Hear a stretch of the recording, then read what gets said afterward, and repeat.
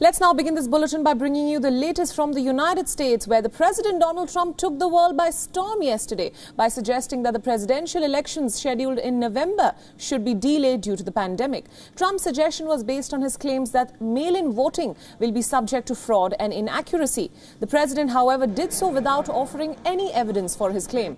But now, after widespread backlash, Trump has walked back on his claims, saying that his idea was not to postpone the elections but to ensure that the results came in time. But before we tell you more, let's listen in to what the US president said. Election is probably a non-starter. Wouldn't you agree with that? I just feel I don't want to delay. I want to have the election. But I also don't want to have to wait for 3 months and then find out that the ballots are all missing and the election doesn't mean anything. That's what's going to happen, Steve. That's common sense. And everyone knows it. Smart people know it. Stupid people may not know it. And some people don't want to talk about it. But they know it. Trump backtracks on his previous suggestion, saying that his idea was not about undermining the foundation of American democracy. The US president's problems remain with the idea of mail-in voting. And this is not the first time. Trump has expressed his concerns about the postal voting system in America ever since it was introduced because of the ongoing COVID-19 pandemic. The US president even suggested that mail-in voting would be susceptible to foreign interference, but the president's claim comes with little to no evidence. The US president also maintained that the postal voting system was already proving to be catastrophic and a disaster. Those are his words. And this was in areas where it was being carried out. 6 US states have been planning to hold all-mail ballot elections this November. California, Utah, Hawaii, Colorado, Oregon and Washington. These states will automatically send postal ballots to all registered voters, which then have to be sent back or dropped off on election day. Although some in-person voting is still available in certain limited circumstances. About half of these states have allowed any registered voters to vote by post on request. And critics of the postal voting argue that people could vote more than once through absentee ballots and in person. However, according to the numerous nationwide and state-level studies over the years, there is no evidence of widespread fraud in this system.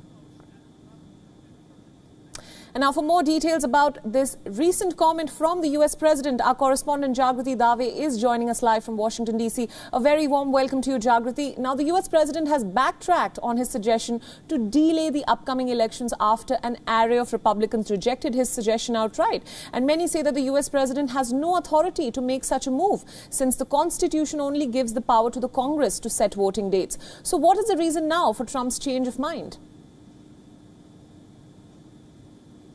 Well, the president, as you say, faced a lot of criticism from both sides of the political divide. The idea of delaying the election, which was posed as a question in the president's tweet, was soundly rejected by Republicans such as Senate Majority Leader Mitch McConnell. He gave a television interview with the TV station WNKY-TV, where he said, "Never in the history of the country, through wars, depressions and the Civil War, have we ever not had a federally scheduled election on time, and we'll find a way to do that again this November the 3rd.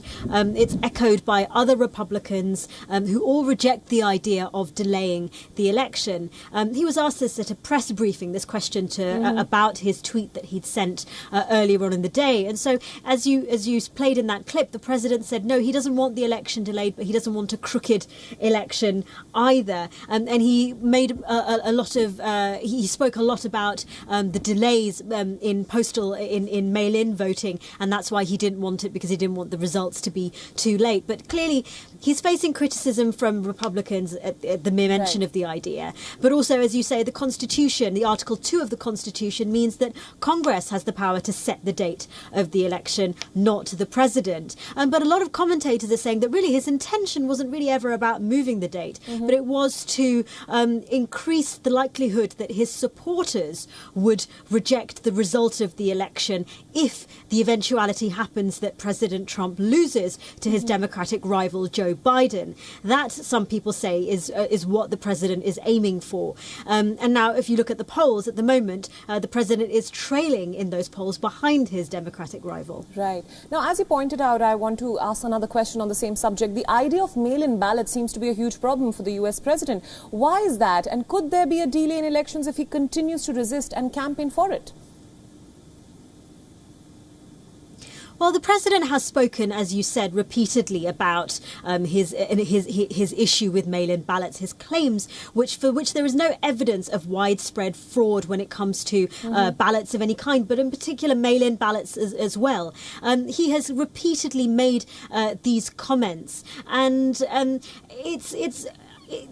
people who are watching this are very much seeing this as part of the president's distraction strategies, distraction attempts, but also to try as a response to the polls which show him trailing behind Joe Biden, as an attempt to increase the likelihood of his base, priming them for refusing to accept the result of the election if he loses and if Joe Biden wins. So that, the real aim of that, what some people are suggesting, is this. Now, as I say, there is no evidence for the fraud, the claims that he makes. They're entirely unsubstantiated. Now, former US President Barack Obama recently made some strong comments against the Trump administration, saying that those in power are doing whatever they can to discourage people from voting. So what did he really mean by that?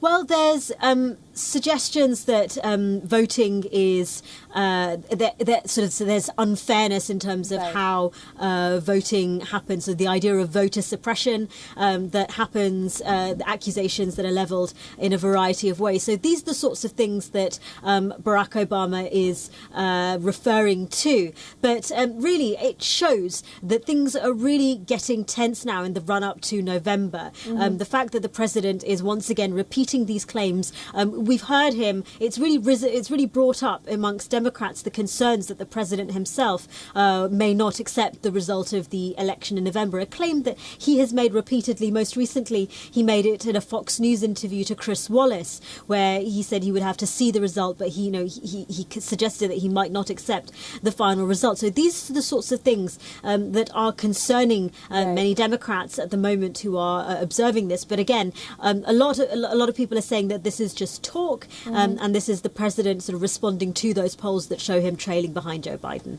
Right. My final question before we wrap up this discussion is about the COVID-19 situation in the United States. Nearly 150,000 deaths recorded recently. So how is the government's response to this outbreak being perceived in the United States?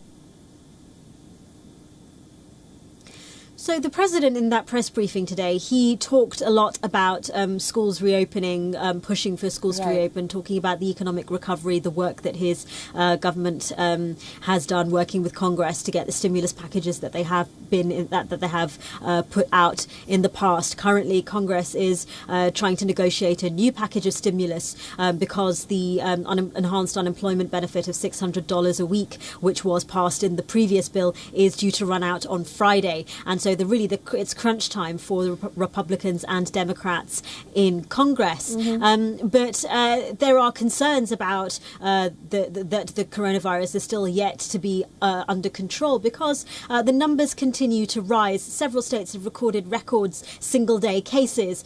Arizona, California, Florida, for example. Cases continue to rise. So there are serious concerns, and this comes as schools are priming themselves to reopen in a couple of weeks' time. But several schools and universities are also hosting virtual classes because they are concerned by the coronavirus pandemic. And of course, the economic brunt of this is quite serious as well.